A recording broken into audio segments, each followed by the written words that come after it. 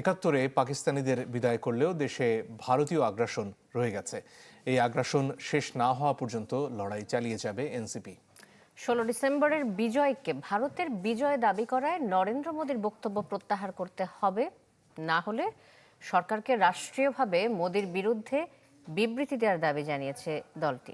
এছাড়া ইনকিলাব মঞ্চের ওসমান হাদির ওপর হামলা করে জুলাই যোদ্ধাদের দমানো যাবে না বলেও প্রত্যয় ব্যক্ত করেন এনসিপি নেতারা। রাজপথ প্রকম্পিত করা স্লোগান, যেখানে উচ্চারিত হলো দাসত্ব নয়, মুক্তি চূড়ান্ত লক্ষ্য।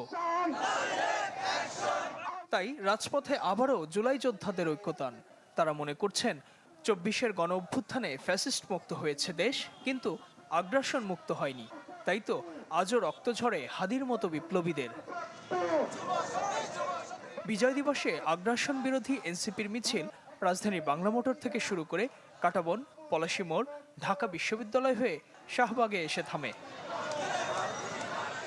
শাহবাগে সংক্ষিপ্ত সমাবেশে দলটির শীর্ষ নেতারা বলেন, সন্ত্রাসীদের দিয়ে জুলাই যোদ্ধা ওসমান হাদিকে হত্যার চেষ্টা করলেও আগ্রাসন মোকাবেলায় প্রস্তুত নতুন বাংলাদেশের তারুণ্য।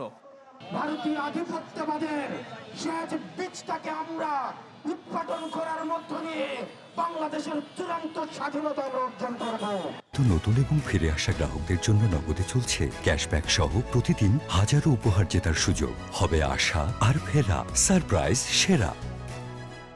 বাংলাদেশের বিজয়কে ভারতের বিজয় দেখিয়ে ইতিহাস বিকৃতি করার ছেলেখেলাকে রাষ্ট্রীয়ভাবে প্রশ্রয় দেওয়ার কোনো সুযোগ নেই।